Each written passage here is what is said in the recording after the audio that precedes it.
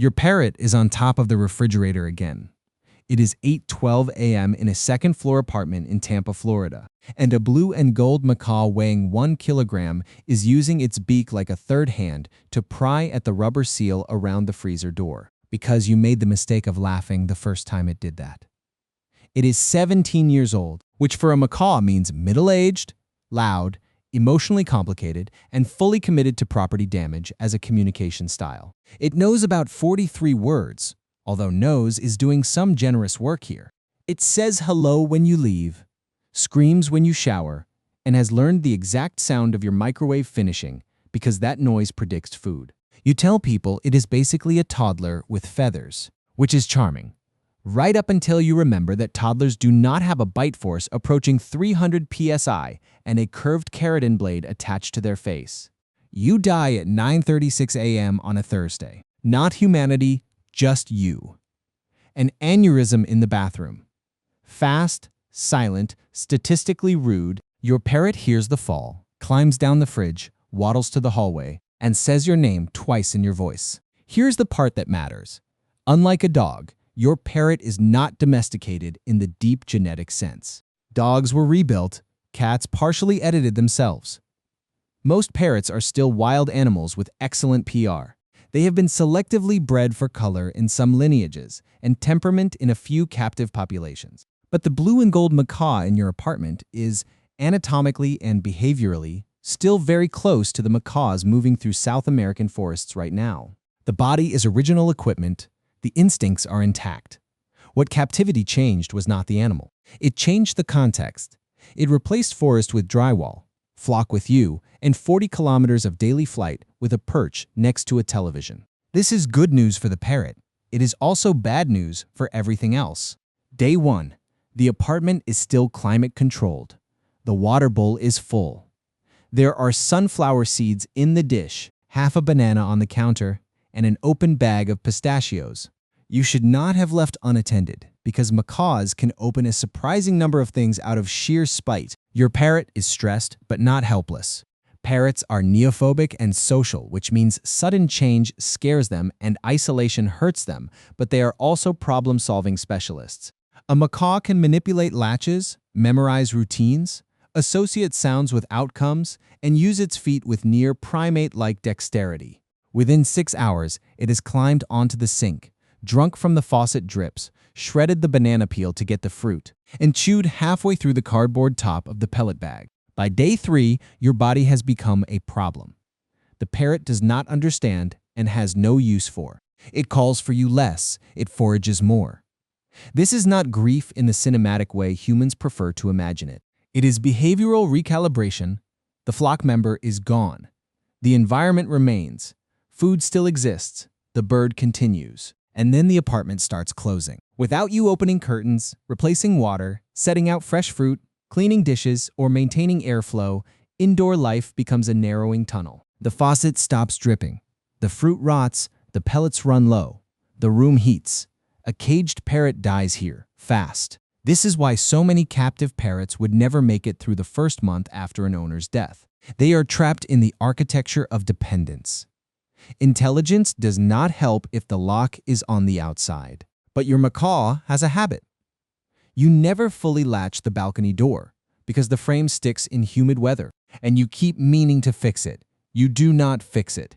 This is your final contribution to the species. On day 6, after 47 minutes of biting, levering, hanging from the handle upside down, and applying the kind of patient mechanical harassment that parrots mistake for a personality, the door opens 11 centimeters. The bird squeezes through, climbs the screen, finds a tear in the lower corner, widens it with its beak, and exits your life completely. Outside, the first thing it does is not fly. This surprises people because they think parrots are born as sky. They are not. Many pet parrots are clipped at some point. Many are under-exercised. Many know how to flap without knowing how to travel. Flight is instinct, yes, but sustained maneuvering is practice. Your macaw launches badly, drops almost a full story, recovers, clips a parked car mirror, and lands in a hibiscus bush across the lot, looking offended by gravity. This is not a promising start. The first month kills a lot of pet parrots. not because parrots are fragile, because captivity selects for the wrong competencies. Birds with malformed social behavior, weak flight muscles, overgrown beaks, poor diets, and no predator awareness vanish quickly. Cockatiels released in northern winters die. African greys in dry, cold climates struggle. Fancy color mutations with poor camouflage get seen before they learn caution. Hawks, dehydration, windows cats, starvation. The filter is immediate and brutal. What survives is structure, flexibility, and luck. Large parrots already have the structure. Strong zygodactyl feet, crushing beaks, high cognitive ability, long lifespans, generalist diets, social learning. A blue and gold macaw in Florida is not in its native range, but it is in warmth near fruiting trees, ornamental palms, backyard feeders, agricultural edges, and other escaped parrots. This matters because parrots do not do solitary collapse well. They are flock animals. A lone bird is a stressed bird. A stressed bird makes bad decisions, usually loud ones. Within 3 weeks, your macaw hears them first.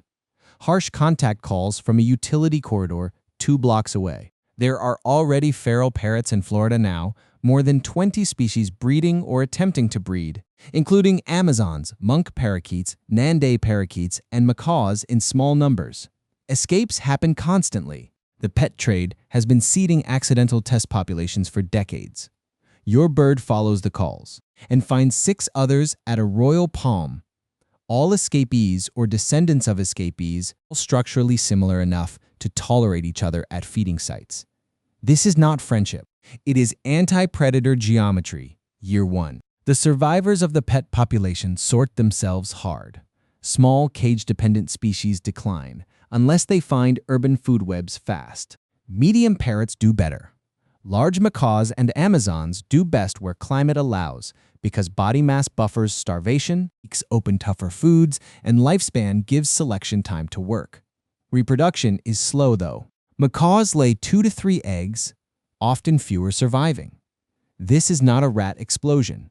It is a patient infiltration. By year 20, the first stable urban feral lineages exist across subtropical belts. Florida, coastal Brazil where escaped captive stock mixes with wild relatives, parts of Southeast Asia, island cities, humid former suburbs now becoming forest.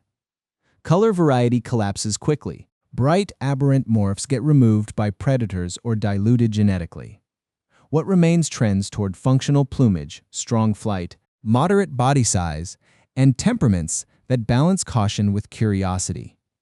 The birds most likely to survive are not the sweetest pets. They are the ones you called difficult. Good. Natural selection loves difficult. At 100 years, the descendants of pet parrots are no longer really pets gone wrong. They are urban edge canopy generalists. Most weigh between 700 grams and 1.4 kilograms. Their wings are longer relative to body mass than many captive ancestors because sustained commuting between patchy food sources rewards efficient flight. Their beaks narrow slightly from pure nut-crushing, overbuilt force toward more versatile handling. Their social systems intensify. Flocks of 30 to 80 individuals move between roosts, orchards, mangrove remnants, abandoned high-rises full of nesting cavities, and the skeletal remains of power infrastructure. Vocal repertoires expand because parrots already possess vocal learning, one of the rarest and most dangerous cognitive tools in vertebrates. A call can be invented, copied, modified, and socially inherited. That means behavior can evolve faster than genes. I need you to understand how strange that is. A hawk must wait for selection to shape its instincts. A parrot can hear a new alarm call at 8 a.m. and use it by noon. At 1,000 years, the lineages split. Forest descendants in wet tropical zones become larger winged gliders between tall emergent trees, feeding on hard seeds, fruits, bark insects, and mineral clays exposed by erosion. Their faces darken with bare skin patterns that signal health and status. Their tails lengthen for steering through vertical forest corridors. They remain loud because dense forest punishes silence less than distance. The dry country lineage goes the other direction.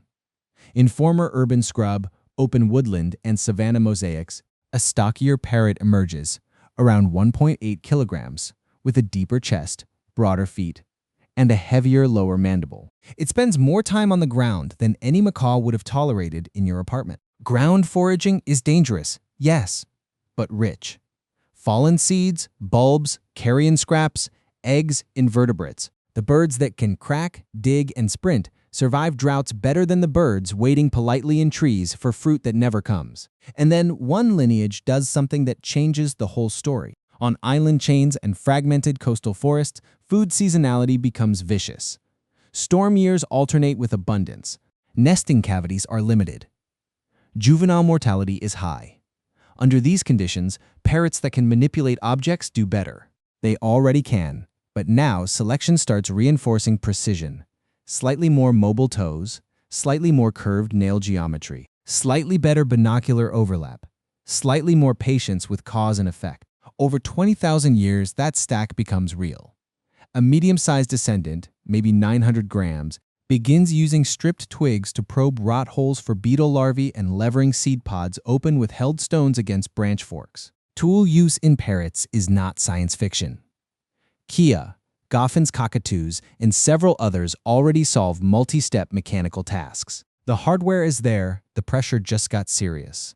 By 100,000 years, these manipulator parrots are a distinct radiation. Some remain arboreal extractive foragers, the forest equivalent of feathered raccoons with better memory and worse impulse control. Others move into cliff systems where they pry shellfish, crack snail clusters, and cache food in crevices. Their tongues become more muscular and tactile. Their feet become more asymmetrical in habitual use, with population-level handedness emerging in some groups. They are not becoming primates. They are becoming very efficient parrots, which is somehow more unsettling. Meanwhile, the dry country ground lineage keeps scaling up. Predation and competition drive them toward coordinated vigilance. One bird feeds, another watches, then 4 feed while 2 watch. Then family groups remain together through juvenile years because learned food maps and call systems improve survival. By 500,000 years, these birds weigh 4 to 6 kilograms, stand nearly 70 centimeters tall, and move through grassland in cohesive bands of 12 to 20. They still fly, but reluctantly and only when necessary. Their wings are shorter. Their legs are longer. Their beaks are immense, capable of splitting woody pods, breaking limb bones for marrow access after scavenging, and delivering injuries that make predators reconsider their career path. This is not domestication reversed, it is intelligence weaponized by open habitat. At 2 million years, the major parrot clades occupy niches no modern parrot touches. There are canopy fruit specialists with 1.8-meter wingspans crossing drowned forests between seasonal islands. There are semi-terrestrial root diggers in continental interiors, using beak and feet together like bolt cutters attached to a grappling hook. There are cliff-nesting shell crushers along storm coasts. There are nocturnal gliding forms in equatorial mountains with enlarged eyes and muted plumage, whisper calling through fog. And in the southern grasslands of what used to be South America and Africa, convergent conditions produce the largest of all. It weighs 14 kilograms, it cannot truly hover, cannot sing, and does not care what your favorite word was. Its body is built around a chest like a barrel and a head like a hatchet. The beak has become shorter but vastly deeper, optimized not for delicate peeling but for impact and fracture. The neck is thick, the legs are cursorial. Not like an ostrich, but enough. It runs in bursts at 38 kilometers per hour. It flies only to clear ravines or reach roost cliffs. Most of the day, it walks in groups of 8 to 15 through dry woodland and tall grass, tearing open seed cones, raiding burrows, smashing tortoise eggs, and occasionally surrounding small vertebrates, too slow or too unlucky to escape. Parrots are herbivores, mostly opportunists, often. But prolonged drought, high intelligence, and social learning do not produce moral improvement. They produce dietary flexibility. The juveniles learn by watching adults pin a struggling animal with one foot and open it with the beak. Again, this is not because they are evil, because protein is protein. At 10 million years, one branch of the manipulator lineage crosses a threshold that matters more than body size. Their calls become combinatorial. Not fully symbolic, not human, not remotely human, but structured enough that specific sound clusters refer to specific food sources, specific predator classes, and specific social instructions. We know modern parrots can label objects, imitate contextually, and solve delayed reward tasks at levels comparable to great apes in some experiments.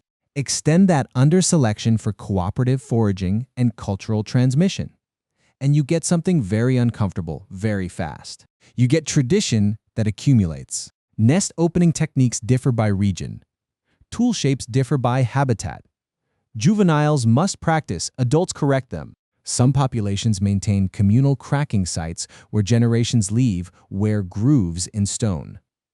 Others maintain roost archives of calls, repeated at dusk, that function less like song and more like a spoken map. And somewhere in all of this, very far from your kitchen, a descendant of your bird lands on a branch, grips it with one foot, and uses the other to hold a hooked sliver of wood while extracting a fat larva from dead bark, with the concentration of a surgeon and the emotional energy of a vandal. The apartment is gone by then, obviously. The refrigerator is oxide, the balcony door is dust. Your name, the one it said in your voice, vanished long before the first 100,000 years were done. But the traits that mattered remained. Curiosity, memory, social dependence redirected into flock systems, mechanical obsession, the refusal to leave a latch alone. You thought you owned a talking bird. What you actually had was a highly social tropical dinosaur with bolt cutters on its face and a brain built for imitation, grievance, and long-term experimentation. You died. The cage opened, and natural selection picked up the project where captivity left it. Now, 10 million years later, a flock moves through red grass under a white sky, quiet for once, each bird watching the others, each call carrying information, each juvenile learning what to crack, where to dig, when to freeze, and what shape in the distance means run. Their shadows slide over the ground in a broken line. Nothing about them is tame. Nothing about them is yours. But every now and then, one of them pauses at a sealed pod, turns its head sideways, studies the mechanism for a few seconds, and opens it on the first try. If you enjoyed this, like the video and comment what animal I should simulate next. Subscribe if you want more, and click the next video if you want to keep going.